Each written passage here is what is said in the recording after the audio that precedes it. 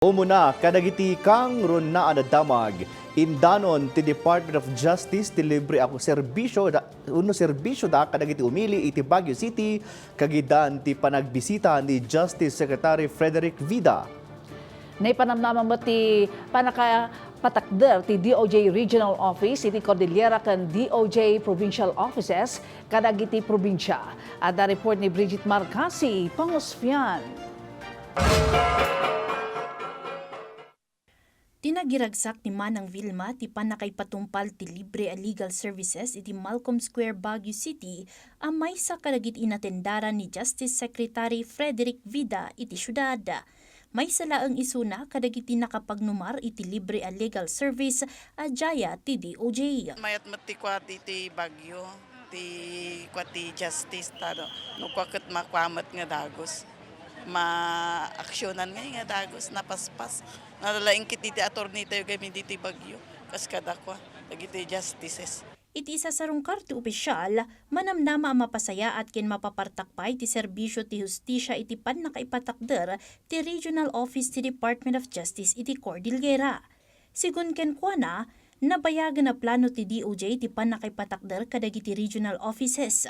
Iti baet ti saan pay a Pannakaipatakder kadagitoy, impanamnama na ti panagtalinaed ti umno ken patas a serbisyo ti hustisya iti Cordillera, babaan iti regional office iti Region 1 ken Region 2. Iti plano, maadaan iti 8 nga opisina ti DOJ iti Cordillera, partikular ti 2 a syudad ken 6 a provincial offices.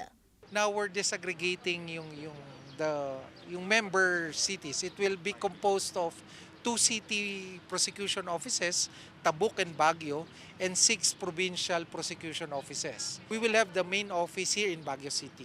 Babaan iti baro nga opisina ti ahensya, manamnama ang mapatibkarpay ti serbisyo ken ad-adda ang maiyasideg ti hustisya iti komunidad ti Cordillera. May pasigurado pay ditoy, tinapintas a koordinasyon iti nagbaetan ti DOJ, local government units, ken ahensya ang mangipat patungpal iti linteg. Awan pay ti bulan wenno petsa para iti pannakairugi ti konstruksyon ti nasao nga opisina ngem posible a maipatakder daytoy iti Camp Chanhay.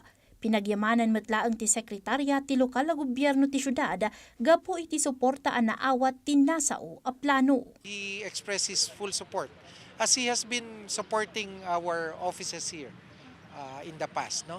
So ang establishment nito is really a realization, di ba? Para mas makapag-concentrate yung CAR Regional Prosecution Office on its mandate to address the concerns of the region. Kabayatan na impagsamot ti DOJ Regional Office Region 1 ti dakkel a suportada iti Pannakaipatakder ti National Prosecution Service iti Cordillera. Of course, we support the establishment of the National Prosecution Service, Cordillera Administrative Region. This will help in the administration of justice within the Cordillera Administrative Region. And of course, it will seek na ilapit talaga yung services dito sa Cordillera. Bridget Marcasi, Pangosfian, para iti Pambansang TV. Iti baro a Pilipinas.